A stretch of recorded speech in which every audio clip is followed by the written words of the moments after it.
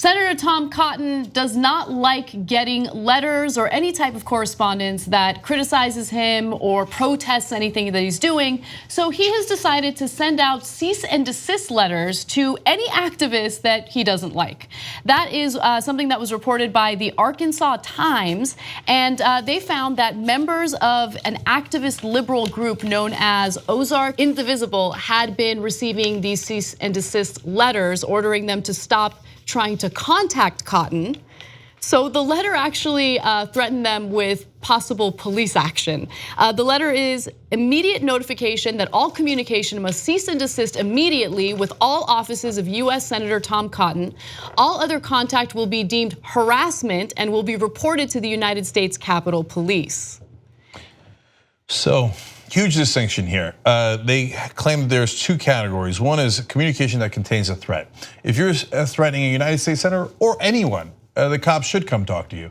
That is not freedom of speech. That's a violation of the law and something that people should be concerned about. The other is what they call repeated communications that are harassing and vulgar. By that standard, I could arrest half the internet. Yeah, exactly. That's preposterous, right? And you're a senator, you're supposed to represent these people. You can't say, well, some of the people that I respect, turns out they don't like me. Can I get them arrested? No, that's not how it's supposed to work in a democracy. And even under that looser definition, there is no evidence that there was repeated contact that was vulgar or harassing. It was just repeated contact with people he didn't agree with. And so he's decided that that should be deemed harassment. I'm sorry, but that's not how the law works. Yeah, so one of his staffers tweeted about this, and from that tweet, it was pretty clear to me that this was not about direct threats toward the senator. It was more about communication that the senator did not like. So according to John Noonan, who is a staffer for Cotton, he said that the tone was threatening, no threats were made, but the C word was invoked. Oh, okay, so let's go ahead and trample on people's First Amendment rights because they use words that the senator is not in favor of. Well, again, I mean, half our staff could have at least a quarter of the country arrested on that standard, and we don't believe that. And we're not senators, so we're just, I mean, a senator is supposed to be more responsive, not less responsive to the people he represents. And you know they're not real threats because he said they're not threats. But they feel threatening. No, feel threatening is not the same thing as threats. Because it's, look, if you're calling the cops on people, that's really serious. Right. Especially if you're a senator, the cops are gonna take that really, really seriously. Some random dude gets insulted on Twitter, he calls the cops, good luck to him. The cops aren't gonna care at all, right? But a senator comes in with a lot of power and says, it's a threat, they're gonna come to your house. I mean, that really, really could happen.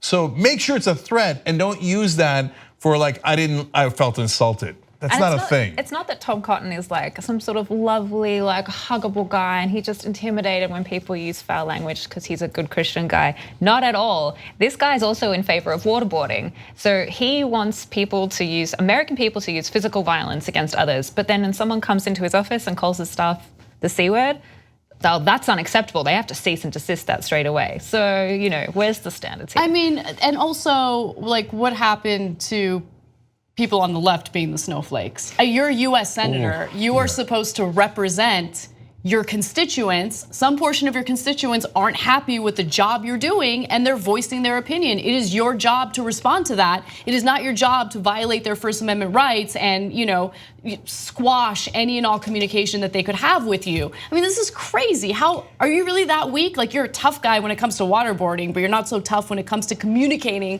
with your own constituents. Yeah, torturing other people is easy. Yeah. But if you call them a name, you say, oh, but that hurt my feelings. Okay. And last thing about this, look, when they got heat for this, the staffer puts out the tweet that Anna read you. They're gonna put out the most damaging one they had. It turns out the most damaging one they had didn't even have a threat in it. So there was actually, it appears based on what they've said, no actual threats. It was all things that insulted them. And this, like, the C word's the worst one they had, but they sent out a bunch of them. So there must have been things that were way less than that they actually were thinking of having the cops investigate you for. And final piece of irony is cease and desist letter.